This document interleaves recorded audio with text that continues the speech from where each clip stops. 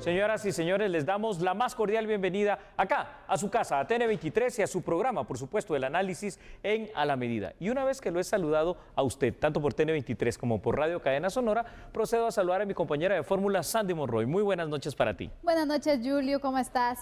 Bien, gracias. Vamos a iniciar entonces de esta forma. Le damos la más cordial bienvenida a usted, que siempre está pendiente de esos análisis y que también nos hace ciertas consultas, así que Sí. vamos a tratar de resolver algunas en este segmento. De esta manera, entonces, iniciamos con este bono que ha sido creado, Julio. Perfecto. Sandy, te pido por favor que perfiles qué se trata este bono único, sí lo escuchó bien, para pensionados. Así es, este bono único trata acerca de los jubilados y pensionados del Estado. Y precisamente es con el fin de hacer frente a la crisis del COVID-19, el Congreso aprobó entonces este bono a favor de este sector. De acuerdo con la normativa, el bono se constituirá en una prestación extraordinaria y de carácter obligatorio y deberá hacerse efectivo antes del 30 de agosto próximo. El ministro de Finanzas Públicas y también el Crédito Hipotecario Nacional, sus autoridades serán las encargadas de definir el monto que se otorgará a cada persona, tomando en consideración el número total de jubilados y pensionados del Estado. Aunque un grupo de congresistas intentó dejar fuera de este apoyo a los jubilados, favoreciendo con el bono familia, sufrieron un revés tras el rechazo de la mayoría de sus colegas y de esta forma entonces se logra la aprobación de esta ley para el bono único para pensionados y jubilados del Estado. Así es. Entonces, iniciemos, si quiere, con lo que es el análisis de este tema, porque le va a parecer bastante importante. A ver, Sandy, durante la emergencia del COVID-19, el Estado de Guatemala ha podido implementar diversos programas sociales para ayuda de los guatemaltecos. Este es el caso, por ejemplo, solo por mencionar algunos de ellos. El bono familia, aquel que equivale a los 1,000 quetzales durante 3 meses, ¿verdad? El kit Saldremos Adelante, que consiste en una caja de alimentos para otras familias, y la ayuda que se le presta a los empleados que están suspendidos en sus contratos, pero empleados de la iniciativa privada. Entonces, una de las excepciones que tenía todas estas ayudas, quizá la más conocida, el que todos estaban de alguna manera preguntando más, el bono familia, es la de los pensionados y la de los jubilados. Sin embargo, el Congreso de la República aprobó una ayuda económica única, equivalente a 1,300 quetzales, que van a repartirse entonces de la forma en que ya se estipule entre los pensionados, jubilados del Estado. Y yo creo que es importante, Julio, porque hace unos días también hablábamos acerca de esta posibilidad, porque sabemos que obviamente también necesitan de este apoyo, especialmente en este momento donde pues está viviendo una crisis por el COVID-19. Pero también es importante ver la forma en la que se pueda hacer rentable, en la que se puedan obtener los fondos también. Sabemos que la recaudación tributaria ha tenido una baja y obviamente es necesario que quienes sí puedan pagar sus tributos lo puedan realizar, porque de esto va a depender que esta ayuda se siga dando a la población que en estos momentos se considera como más vulnerable en el tema económico y en el tema de salud. Esto que mencionas es muy importante y por ello voy a pedir a nuestro equipo de producción acá en Control de A la Medida que pueda poner la otra gráfica, porque va a ayudar precisamente para el tema de lo que tú acabas de preguntar. A ver, son 150 millones de quetzales los que en este caso el Congreso de la República destinó a través del Crédito Hipotecario Nacional para que las personas en condición de jubilación o de pensionados del Estado puedan acceder a ellos. Me refiero a este bono de 1,300. Ahora bien, el pago de este bono debe de hacerse en un plazo máximo que ha puesto el Congreso de la República, que es el 30 de agosto. Quiere decir que quedan prácticamente 2 meses para organizar esta situación. En los próximos días lo que se tendrá que conocer será cuáles serán el mecanismo que se implementará para que los interesados puedan inscribirse a ese programa y recibir este bono. Todo tipo de ayuda, al final de cuentas, Sandy, que la población guatemalteca pueda recibir en este momento, como tú lo has dicho, ¿no?, de crisis, no solo de salud por el COVID-19, sino que económica por lo mismo, pues va a ser absolutamente importante. Así que ustedes que en un determinado momento como pensionados y jubilados del Estado habían quedado excluidos de este tipo de ayuda, hoy la noticia es buena porque 1.300 dirá no es mucho, pero 1.300 es mejor que nada y en este instante pues será una gran ayuda también. Es importante, Julio, porque fíjate, hace varios días cuando hablábamos acerca del bono familia también habían ciertas dudas, ahí se indicaba, Sí. bueno, si no puedo inscribirme por el bono familia porque no resulté beneficiada, qué tipo de programa se puede aplicar, y daban el ejemplo precisamente de jubilados del Estado, porque Es se correcto. indicaba que obviamente también necesitaban este apoyo. Y es muy importante porque varios de ellos no encajaban en ninguno de los programas y que hoy sí lo van a hacer por medio de este bono específico. Esto es muy importante con la relevancia especial que tiene lo siguiente, Sandy, es decir, no existía una justificación para dejar fuera de algún tipo de ayuda a los jubilados y pensionados, porque son personas que pasaron trabajando 20, 25 años o más años en muchos casos para el Estado de Guatemala, que dejaron literalmente su vida en cualquiera de las instituciones estatales que tenemos en nuestra burocracia y que en este momento, por ser personas que si están jubiladas o pensionadas, la mayoría de ellos pertenecen a la tercera edad, pues también tienen otros gastos que no son solo los recurrentes de los gastos, por ejemplo, de agua, luz, teléfono, del mercado, del supermercado, de lo que necesitan, de ropa, sino que sobre todo de medicinas. Y esto entonces viene en este momento de la crisis que tenemos del COVID-19, creo yo, a ser un buen paliativo, un buen incentivo para la situación de muchas de estas personas. Definitivamente, Julio. ¿Cuáles serían los mecanismos de control y transparencia que se deberían de implementar en este programa, Julio? Porque creo que eso va a ser muy importante también. Claro que sí, Sandy. Bueno, el Congreso de la República, te decía, destinó 150 millones de quetzales para esto y el crédito hipotecario nacional será el encargado. Ahora bien, yo imagino que acá tendrá que crearse una base de datos, no sé de qué manera, y no sé si habrá otra institución. Generalmente para lo que es el bono familia, tenemos al Ministerio de Desarrollo Social como eje central, que es quien recopila los datos, quien hace las inscripciones de las posibles personas candidatas, hace una meticulosa investigación y ya después apertura, cuando ha comprobado todos esos datos de manera fidedigna y con certeza jurídica, entonces ya apertura digitalmente esa cuenta para que con el PIN que luego te mandan, puedas tú acceder a ellas a través de cajeros automáticos, por ejemplo, o hacer la compra directa en un supermercado, farmacia o en algún negocio. Entonces, esto creo yo que tendrá que ser un mecanismo similar, corroborar que estas personas, sobre todo como son pensionados y jubilados, lo sean, existan, no hayan fallecido y que la ayuda llegue a personas que están vivas y que lo necesitan en este instante.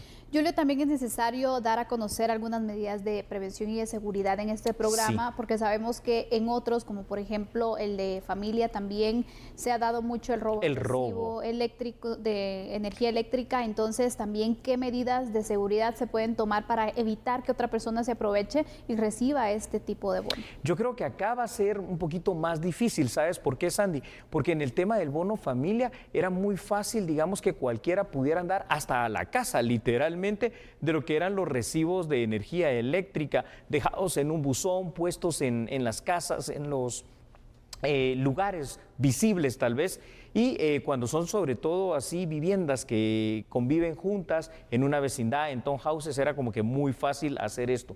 Aquí en este caso yo consideraría, Sandy, que no debería, al menos no debería en un mundo ideal, existir este tipo de confusión, porque el trámite va a ser personal de pensionados, que al final de cuentas la base de datos de pensionados, por grande que sea, será muchísima menor a toda una base de datos de usuarios del servicio eléctrico en Guatemala. Se está dando prioridad en el tema de los programas de ayuda social en este momento por la crisis del COVID-19. Y recalco, el tema de la recaudación va a ser muy importante, Claro que sí. Julio. Tomando en cuenta entonces los índices o los porcentajes de recaudación que hasta el momento se han registrado y la emergencia que se tiene, así también como la necesidad, ¿cómo ves tú también el panorama en cuanto a los ingresos del Estado? Bueno, esta es una situación dramática, Sandy. A ver, estamos atravesando algo que es una situación muy sui generis, es decir, muy particular. En la historia de muchos de los que tenemos vida aquí en nuestro país y en todo el mundo, no había tocado algo de esto, porque lo hablábamos ayer, la última pandemia, la de la gripe española, la fiebre española, 1918 a 1920, que cobró 25 millones de vidas, pues prácticamente nadie de los que estamos vivos, salvo muy pocas excepciones en el mundo, tendrán alguna noción de haberlo vivido.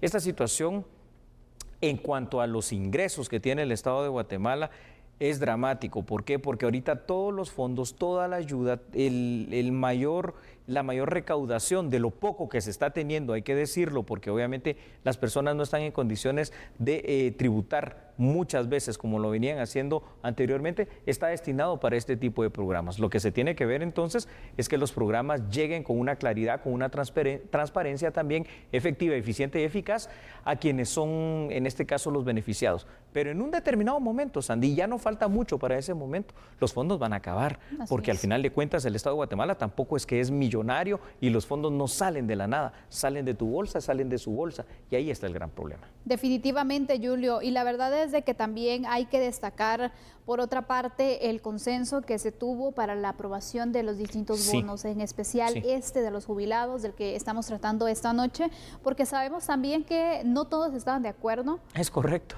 Pero que al final la mayoría fue la que dijo sí, lo necesita este sector de la población, precisamente por eso, porque no habían obtenido ningún tipo de beneficio y obviamente la necesidad estaba ahí presente. Yo creo que es muy importante destacar ese trabajo que está haciendo la 9ª legislatura, pues a manera general creo que han sido bastante congruentes en las decisiones de orden social que han tomado, salvo tal vez en algunas excepciones que por ahí no vienen al caso mencionar en este tema específico del día de hoy y que quizá hablaremos en otra noche, pero sí, tomaron conciencia de una parte tan importante de la sociedad que siempre termina siendo, no solo en Guatemala, Sandy, la más olvidada. ¿Por qué? Porque pensamos que las personas que ya cumplieron con su función social, su trabajo, que ya tienen cierta edad, que ya forman parte de esa denominada tercera edad, de esa edad de oro, pues, ¿por qué los olvidamos siempre? ¿Por qué no les damos el lugar que merecen? Pero eso pasa en sociedades como la nuestra. Fíjate que, por ejemplo, culturas orientales milenarias como la japonesa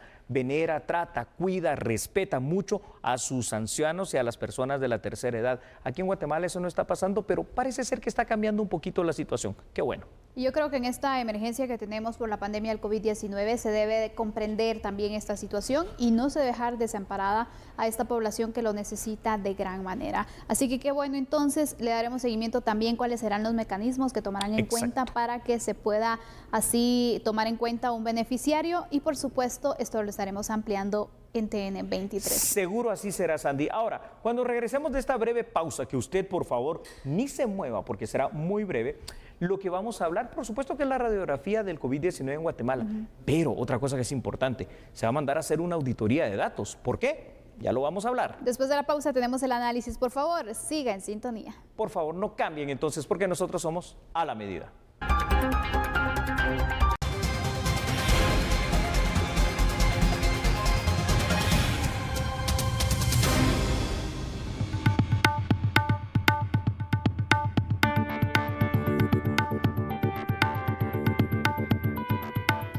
Este miércoles las autoridades del Ministerio de Salud dieron a conocer 279 casos nuevos de COVID-19. Aquí tenemos el detalle del resto de estadísticas. Guatemala registró 279 nuevos casos de COVID-19. Según el Ministerio de Salud Pública y Asistencia Social, de esas cifras 146 personas son de sexo masculino y 133 son de sexo femenino. La cartera también dio a conocer que durante el día murieron 10 hombres y 9 mujeres para un total de 19 personas.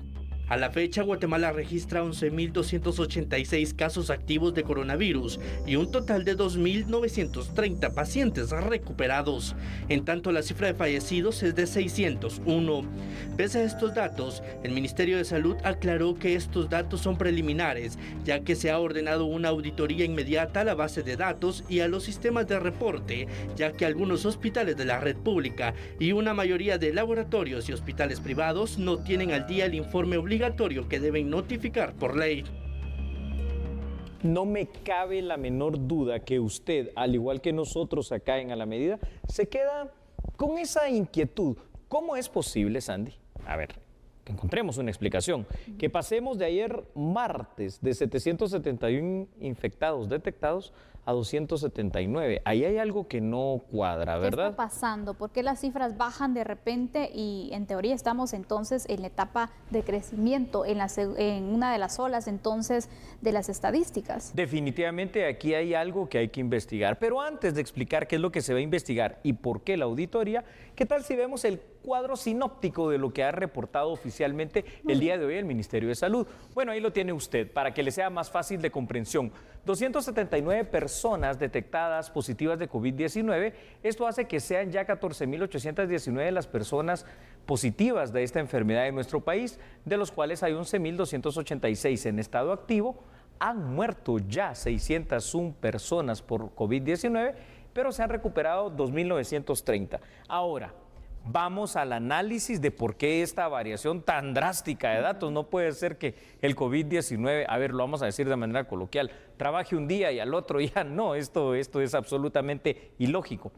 Por eso, la ministra de Salud, Sandy, lo que ordenó es hacer una auditoría inmediata a lo que se conoce como la base de datos. ¿Y por qué? Porque los reportes, los sistemas que están captando esta información, estos números que parecen fríos, pero que realmente representan vidas de guatemaltecos, Sandy, es por lo siguiente: algunos hospitales, tanto nacionales y laboratorios y hospitales privados que también están atendiendo el tema del COVID-19, tienen la obligación de dar el reporte diario a las autoridades del Ministerio de Salud. Y es aquí donde parece ser que se tiene la sospecha que hay un desfase en cuanto al cruce de información. Y por eso pasamos de un día de 771 a otro de 279 y nos quedamos todos atónitos como que, ¿qué pasó? Ya se está yendo el COVID-19. Falso. Mira, Julio, al final lo que se va a buscar o lo que se está buscando en este momento es que si no se cumple con otorgar o trasladar la información constantemente, diariamente a las autoridades de salud, entonces lo que van a hacer es que van a limitar entonces las pruebas, porque supuestamente las pruebas se habían autorizado en algunos lugares, en algunos hospitales privados, en otros en el ICS también, en el ICS y otros puntos también de salud, era para poder de esa forma tener mayor capacidad para realizar las pruebas, pero también si se realizan pero no se reporta, entonces no se cumple el objetivo, porque lo que se busca es tener el conocimiento en realidad de cuántas personas están afectadas y cuántos reportes o cuántos casos diarios se pueden tener, pero por lo visto esto pues no está funcionando. Esto es lo que no está pasando efectivamente, o por lo menos no es que tal vez no hagan el reporte, puede ser que sí lo hagan, ¿verdad, Sandy? Muy tardío. Pero muy tardío, no está fluyendo esa información con la inmediatez. Y tú lo dijiste de una manera muy clara, es decir, aquí la obligación que tienen los hospitales todos, aquí sin excepción, Sandy, tanto los de la red hospitalaria nacional con el laboratorio nacional también, y obviamente aquellos que se están realizando con el apoyo de la Universidad de San Carlos de Guatemala, en el Instituto Guatemalteco de Seguridad Social, que no es privado, el mayor fondo que recibe el ICS es al final de cuentas el del Estado y después de los patronos y de los trabajadores, sino que también aquellos hospitales que son privados, aquellos laboratorios que son privados, que tienen esa autorización y que de pronto por allí no están reportando. Mi pregunta es, ¿será que necesariamente son los hospitales y laboratorios de esas redes privadas o estará fallando en todo caso el sistema nacional? O peor aún, están fallando ambos en reportar rápidamente y los resultados de las pruebas no están fluyendo como debería de ser.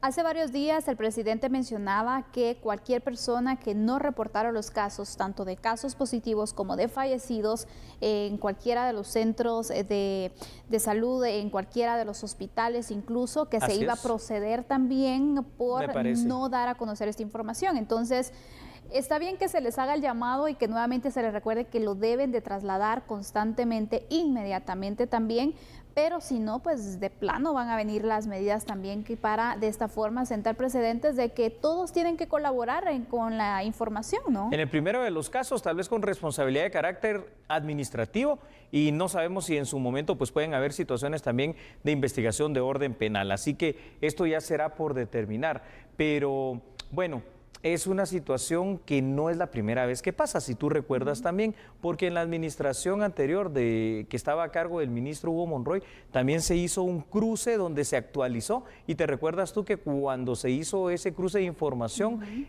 aparecieron, entre comillas, aparecieron 26 personas que habían fallecido de COVID-19, que no habían estado reportadas por lo menos a tiempo, pero que sí estaban consignadas en los documentos. Lo único que estén en un documento y que no se entregue para que se reporten, entonces como si no existiera, como que eso no existe, no está. ¿Cómo estará funcionando entonces el sistema de la información, es decir, el flujo de la información en cuanto a los casos? ¿Será acaso que se estableció, bueno, cada día a tal hora se tiene que hacer a más tardar el reporte, o cada quien lo tome en la hora que corresponde o que considere oportuno. Es que eso también es importante, dejar las reglas claras. Protocolos estandarizados, reglas claras, para que todos sepamos que hoy, si digamos la información del gobierno fluye más o menos a partir de las 18 horas, esto significaría que entre 15 y 16 horas a lo sumo, o si no es que antes, ya tiene que estar esta información de parte de la red hospitalaria nacional y de la red hospitalaria privada que está atendiendo también esta emergencia de COVID-19. Pero bueno, ojalá esto cambie. ¿Te parece si hacemos la radiografía de cómo está el país el día de hoy? Así que vamos a empezar. Ahí tiene usted en pantalla la ya pues lamentable en cifras, región número 1 con 11.015 casos, Chimaltenango 316 positivos, Zacatepeques 540 y Guatemala 10.159, Sandy. Cifras, la verdad, que ponen mucho en qué pensar, Julio. Pero vamos a la región número 2, que también reporta ya varios casos. Aquí le mostramos entonces la región número 2 con 1.321 casos. Aquí se encuentra Huehuetenango con 118, Totonicapán con 61, Quetzaltenango 495 y San Marcos, que reporta la mayor cantidad de casos en esta región con 647. Así es. Pasemos entonces, por favor, a analizar la región número 3. Vámonos al Caribe y parte del oriente guatemalteco. Hay 591 casos, es la región quizá obviamente más baja, como usted se ha podido constatar a lo largo de estas semanas. Izabal 97 casos, Zacapa 130, destacan los casos de Chiquimula y Jalapa, respectivamente con 59 el primero, 39 el segundo, y el Progreso, que es la única excepción aquí en esta región, con 266 casos. Vamos entonces a la región número 4. La región número 4, aquí se encuentra Retaluleu con 89 casos, Suchitepeque 158, Escuintla 633. Aquí también se ubica Jutiapa con 147 y Santa Rosa con 212. Esta región tiene en total 1.239 casos. Es correcto. Y para que usted vea los departamentos que faltan, nos vamos al norte, en la región número 5. Tiene 653 casos distribuidos de la siguiente forma, Sandy. El Petén con 120, Alta Verapaz 125, Baja Verapaz 151, Quiché también es uno de los casos que llama la atención, ha ido bien con 70 y por último encontramos a Sololá con 187 personas que han sido detectadas positivas de COVID-19. Ahí está la radiografía. Independientemente de la cifra de hoy, ¿no? Que digamos que no deja de ser alentadora, qué bueno, y ojalá fuese una situación real, también puede ser, es una posibilidad, aunque no parecería en ese salto tan serio, tan drástico, tan dramático, que empiece ya por lo menos a estancarse en algún determinado momento y después a disminuir esa curva que va tan ascendente. Pero por el momento esto parece no ser así, por ello es que tenemos que seguir con lo de siempre, ¿verdad? La recomendación de que usted se cuide, el distanciamiento social, la mascarilla, todo lo que usted ya sabe con la desinfección de las manos y agreguémosle algunas cosas, eduque a otras personas, eduque a sus niños, eduque a los menores y sea cortés con otras personas, ofreciendo también usted, por ejemplo, ese tema de la desinfección, si puede, hágalo 1 o 2 veces al día y vamos a colaborar dentro de todos. Muy bien, Julio, así vamos a concluir con este tema, vamos a hacer una pausa en este momento, pero al regresar hablaremos acerca de una ampliación a un hospital nacional. Uno de los hospitales nacionales más trascendentales, más importantes, que va a ser ampliado de una forma importante. ¿Cuál es? Algunos de ustedes ya lo saben y quien no lo sepa, cuando regresemos de la pausa comercial, porque nosotros somos a la medida.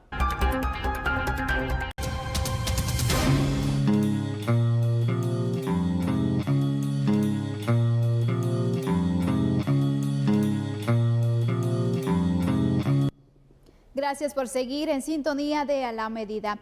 Sin duda son 2 los hospitales que son referentes en cuanto a la atención en nuestro país. Hablamos del General San Juan de Dios y también el Roosevelt. Y por ello también vamos a dar a conocer respecto a un donativo que se ha realizado para poder ampliar así uno de ellos. Se trata del Hospital Roosevelt, Julio. Así es, Sandy. Y esto es muy importante porque precisamente hoy el presidente Alejandro Yamatei llamó a esta ayuda que tú estás indicando el nuevo Hospital Roosevelt. Realmente es la readecuación, la remodelación y la ampliación, honestamente, de lo que tenemos. Por ello es que fíjense lo siguiente, China-Taiwán donó el equivalente a 60 millones de dólares. Inicialmente iba a ser una donación de 15 millones de dólares. Se va a ampliar el Hospital Roosevelt en 6 módulos interconectados por túneles para hacer un hospital moderno, funcional, que empiece a funcionar a partir el primero de estos módulos el próximo año, que va a ser el de la situación de atención materno-infantil y que de alguna manera va a venir a cambiar el formato de lo que son los dos grandes referentes de hospitales nacionales en Guatemala, como lo son el San Juan de Dios y el Roosevelt, que hasta el momento, como tú bien lo dijiste, han logrado inclusive atender de alguna u otra forma lo que es la pandemia del COVID-19, pero que a todas luces y evidentemente necesitan una reforma, una ampliación, una reestructuración y una modernización. Algo bueno, que ya lo vamos a ampliar más adelante, es que esos fondos, que son 60 millones de dólares, es bastante dinero, no se los va a dar Taiwán a Guatemala así como tal el dinero, sino que Taiwán va a invertir, va a construir y va a seleccionar, va a administrar estos fondos, y eso me parece muy bien también. Lo que se va a hacer entonces al final es la obra en sí, no dar el efectivo, eso es importante también mencionarlo. Aparte de ello, Julio, yo creo que el Hospital Roosevelt sin duda tiene una gran cantidad de pacientes, sabemos que vienen de todas partes del país también, sí, a distintas consultas y a las áreas de especialidades también que se tienen, y que obviamente en esta emergencia nos puede ayudar también a seguir manteniendo ciertas áreas, pero también hay que pensar más adelante. Cuando primero Dios todo esto pase, obviamente se necesitan reforzar varias áreas y crear así mayor espacio y mayor equipamiento también para el mismo, para que la atención que se dé sea aún mejor de la que ya se está dando. Yo quiero hacer hincapié y énfasis en lo que estás diciendo en este momento, porque aquí quiero que cambiemos la forma de pensar. Y es que siempre, no sé, los gobiernos nos han tenido acostumbrados a cierta situación y se hace obra y está bien, pero yo creo que aquí en Guatemala tenemos que pensar ya diferente, en grande, y hacer cosas distintas. Es por ello que le pido también a nuestros compañeros y compañeras de producción que pongan los siguientes datos, que yo quiero también hacer hincapié en ellos. A ver, el área materno-infantil del Roosevelt, ya lo acabo de señalar, va a ser renovada, va a ser reconstruida nuevamente. Pero algo que es importante es entender que los guatemaltecos, todos, sin distinción de clase, de condición social, de etnia, de género, de situación de grupo etario, en la inversión pública se necesita lo mejor. Y lo mejor es ahora empezar con el Hospital Roosevelt y hacer algo moderno, algo bien equipado y algo que sea funcional. Por eso es que al final de cuentas estos fondos, quiero recalcar, van a ser manejados directamente por la cooperación de China-Taiwán, y es este país y su cooperación instalada aquí en Guatemala quienes se van a encargar de la contratación y de la construcción de la obra. Pensemos en grande, pensemos en tener hospitales del primer mundo, pensemos en tener equipamiento también del siglo XXI, y pensemos que al guatemalteco de a pie, aquel que no puede llegar a pagar la red hospitalaria privada, cuando llegue a los hospitales nacionales, como en este caso lo que se proyecta con el nuevo Hospital Roosevelt, encuentren los mejores servicios, los mejores profesionales, los mejores equipos, la mejor atención y la medicina que necesitan. Por supuesto, Julio, porque sabemos que hay algunas personas pues que tienen la posibilidad de optar a los hospitales privados que ofrecen pues ciertos servicios, ciertas especialidades también, pero que si tuvieran la posibilidad, porque hay muchos que hacen el esfuerzo por pagar a un médico privado, por un hospital privado, pero que obviamente si se tuviera entonces esta mayor capacidad en los hospitales públicos, sería entonces también un desahogo, te diría, para la economía familiar, porque obviamente acudiría a estos hospitales y pues dejaría ese dinero que iba a destinar para la atención privada para otras situaciones que también se necesitan en el día a día en el hogar. Entonces es muy importante, Julio, porque sabemos también que la gran cantidad de personas que no tienen acceso o que no tienen los recursos, que también se van a seguir viendo beneficiadas. Así es, Andy. Los países del primer mundo son del primer mundo por muchas cosas. Primero, porque se manejan de una manera distinta, tienen otras formas de pensar, de actuar. Pero cuando se tratan de servicios públicos esenciales, como lo es la seguridad, como es la educación, y no digamos como es el tema de la salud y la seguridad social, pues están en el top de los niveles. Y eso es lo que tenemos que lograr aquí en Guatemala. Es decir, entiendo que en su momento los esfuerzos que se hicieron tanto en el Hospital San Juan de Dios como en el Roosevelt, pues han sido loables, pero también de alguna forma tenemos que entender que ya son hospitales que se vuelven anacrónicos a la realidad nacional, a la cantidad de pacientes que tú lo acabas de indicar, vienen de todas partes del país, y que por ello tenemos que dar ese salto. cualitativo en primera instancia, pero también cuantitativo. Por eso es que en lugar de un solo edificio van a ser 6 módulos distintos por especialidades, empezando pues por una de las más importantes, por el alto índice de natalidad de nuestro país, recalco, por la parte materno-infantil. Así es, Julio. Y mira, también algo que quiero destacar es el hecho que en medio de esta pandemia que se está viviendo a nivel mundial, ¿es correcto?, se sigan dando estos aportes, la verdad. Sí. Qué bueno que hayan elegido también a Guatemala y qué bueno también que existe ese interés de desarrollar proyectos como estos que obviamente van a servir, no te diría únicamente en este instante o por unos cuantos años, sino por más tiempo. Esto es importante, Sandy, porque aquí es donde tenemos que empezar a aprovechar en cuanto a la construcción y planificación de la obra pública. Muchas veces lo que pasó aquí en Guatemala es que se construyó, se planificó y se hizo a la realidad de ese momento, pero no se tuvo la visión de pensar 20, 30, 40 años más adelante, y entonces pues después las situaciones quedaron no solo, como te decía, anacrónicas, obsoletas, sino que desfasadas, y esta es la primera oportunidad que se tiene, al menos en la red hospitalaria nacional, de pensar en una reestructuración de un nuevo, llamémosle así, Hospital Roosevelt, que vaya a ser así, es decir, amplio, que vaya a ser moderno y que llene todos los requisitos y todos los requerimientos, ojalá de un hospital del primer mundo. Yo estoy seguro, ¿no?, que en Taiwán, por lo que hemos podido ver y observar, ellos tienen de la mejor tecnología que puede existir y tienen unas capacidades instaladas muy grandes, muy buenas, y por eso son lo que son. Si eso que hacen en su país es lo que precisamente piensan replicar a través de esta ayuda aquí en el nuestro, pues se les agradece, se recibe, y ahora ojalá nosotros los guatemaltecos lo sepamos aprovechar de la mejor forma. Especialmente eso, y que cuidemos también obviamente todas estas obras, todas estas instalaciones, para que también de esta forma pues puedan continuar durante más tiempo, que se le dé el mantenimiento adecuado, ¿no? Es que esa es la otra parte, ¿verdad? Porque ha sucedido mucho con la cooperación internacional, que implementa proyectos que son muy bonitos de todo tipo, de toda índole. Aquí en salud, en educación, en seguridad ha pasado muchísimas veces, en justicia, Sandy, pero después cuando se retira esa cooperación, entonces es cuando se tiene el problema. Así que el otro reto para concluir este tema será que el Estado de Guatemala, pues a partir de ahora empiece a dar prioridad a lo que es prioritario, y que en el presupuesto de ingresos y de egresos de Estado del próximo año 2021, a pesar de la baja recaudación que se tendrá por el COVID-19 en el presente año, se priorice lo que es importante: salud, seguridad, educación, entre otros. Bueno, vamos a hacer una pausa con esta conclusión y al regresar, otras noticias que debe conocer. No cambie, por favor. Regresamos. Somos A la Medida.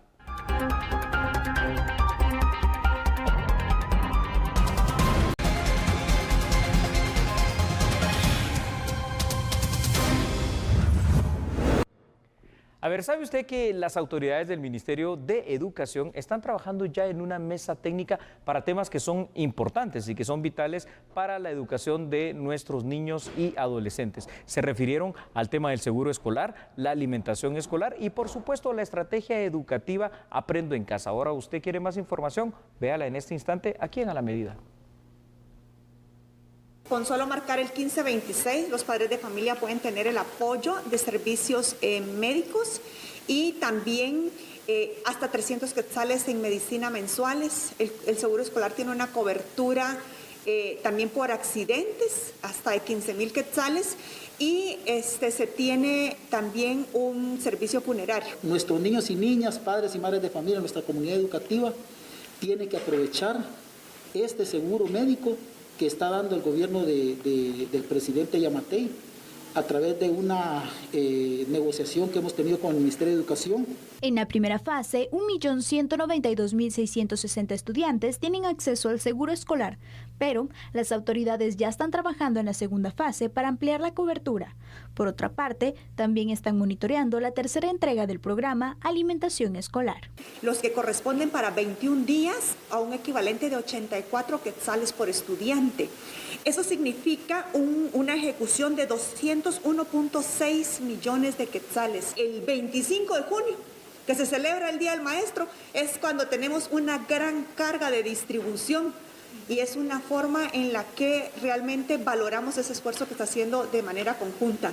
También queremos hacerles un llamado muy serio a los proveedores de los alimentos, que muchos de ellos están sobrevalorando los productos que es para alimento de nuestros niños y niñas. Además de alimento para las familias, también se están entregando guías didácticas e insumos de desinfección. Otra de las estrategias que han implementado para beneficiar a la comunidad estudiantil es el programa Aprendo en Casa, que sigue llegando a millones de hogares. Aprendo en Casa está a través de guías, está a través de la televisión, de 4 horas y media de donación de tiempo de aire en televisión. Está también a través de la radio. Tenemos programas de radio en idiomas nacionales, en formato de audiolibros. Hemos cuidado la atención inclusiva. En esta mesa hemos trabajado también para mandar impresiones en braille, de tal manera que los niños que tienen diferentes discapacidades puedan ser atendidos en esta pandemia. Todos y todas estamos en un esfuerzo y en una actividad nacional, departamental, municipal y local. Maestras y maestros de todos los ámbitos están participando en este proceso. El último reporte del Fondo Monetario Internacional proyecta un panorama negativo en la economía a nivel internacional y precisamente reporta y proyecta una caída del 4.9%. El Fondo Monetario Internacional señaló que los países de América Latina y el Caribe tendrán una recesión más aguda. El PIB regional caerá menos 9.4% en lugar del 4.2% previsto en abril. La entidad financiera internacional considera que la crisis económica por la pandemia no tiene comparación y que la recuperación todavía es incierta, pero se pronostica una nueva ola de la enfermedad. Sin embargo, no veremos el tipo de bloqueo estricto que necesitábamos en el primer semestre de este año y, de hecho, se necesita el mismo tipo de restricción de contención en el futuro. En el caso de Guatemala, la Junta Monetaria dará a conocer este jueves sus nuevas proyecciones de crecimiento económico, luego de haber evaluado dicho informe y otros estudios internacionales. Para este año se pronostica un crecimiento negativo de menos 0.5%, que podría llegar hasta menos 2%. En medio de esta crisis y con lo que usted ha escuchado, ayuda es lo que muchos guatemaltecos y muchas familias también de nuestro país necesitan. Es por ello que la Embajada de Francia y la comunidad francesa asentada aquí en nuestro país está ya reunida y están esperando dar una cooperación importante para todas aquellas familias guatemaltecas que así lo necesiten. Veamos esta información tan relevante. Con el fin de demostrar la solidaridad de la comunidad francesa en Guatemala con los guatemaltecos afectados por la crisis del COVID-19, la Embajada de Francia solicitó a sus patrocinadores de la tradicional recepción del 14 de julio de reorientar su apoyo hacia un proyecto de caridad. La ayuda será traducida en cajas que contendrán productos alimenticios básicos que serán distribuidos durante la semana del 14 de julio a familias necesitadas. Como ustedes lo saben, en Francia el 14 de julio es la fiesta nacional, el día en el cual se festeja la toma de la Bastilla y el inicio de la Revolución Francesa. Cada año para todos los franceses es una fiesta muy popular, la gente va a bailar, sale a la calle con sus amigos. Este año, por razones de coronavirus, lamentablemente no vamos a poder organizar la tradicional recepción del 14 de julio en la Embajada de Francia. En lugar de eso, hemos lanzado una operación, 14 de julio solidario, para recaudar fondos a partir de los fondos que nosotros habíamos pensado, previsto dedicar a esa recepción, recaudar fondos para los más necesitados de los guatemaltecos, los que más sufren de la crisis. Se tendrá la colaboración con la ONG ATD Cuarto Mundo y la plataforma guatemalteca recaudemos.org. El proceso de recaudación de fondos estará abierto hasta el domingo 28 de junio con el fin de acumular el máximo de ayuda. La iniciativa, conocida como 14 de julio solidario, está abierta a todo el público. Durante una citación al Congreso de la República, el subdirector general de Operaciones dio a conocer sobre el actuar de los agentes durante los hechos registrados por el toque de queda. Edwin Adriano, subdirector general de Operaciones de la Policía Nacional Civil, comentó en una citación al Congreso de la República que desde el pasado 22 de marzo, cuando entró en vigencia la restricción de locomoción, tránsito y circulación, han sido consignadas más de 27,000 personas a nivel nacional. Apoyado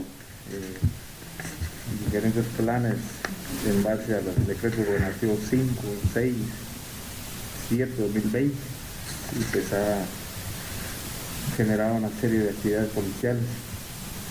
Y derivado a eso, pues hay una serie de actividades, de los operativos, patrullajes y diligencias que hoy se están haciendo en cuanto al tema de la seguridad ciudadana.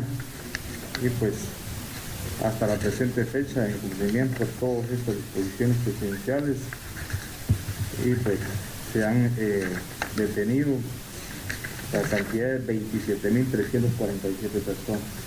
Este es un seguimiento a los datos proporcionados en la primera reunión que se... En otro tema, el funcionario de la Policía Nacional Civil confirmó que es por medio de la Unidad de Inspectoría General que se investiga el proceder de los agentes que estuvieron a cargo del procedimiento de una fiesta clandestina realizada en una mueblería ubicada en carretera El Salvador.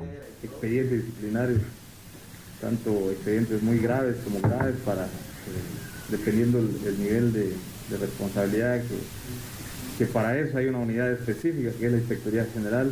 Ese tema que ellos se encargan de hacer las investigaciones internas de todo el actuar de la Policía Nacional Civil. Entonces ya hay expedientes en proceso y también ellos son los responsables de evaluar, analizar y sobre todo accionar si hubiese algún tipo de delito para cursar las denuncias correspondientes al Ministerio Público.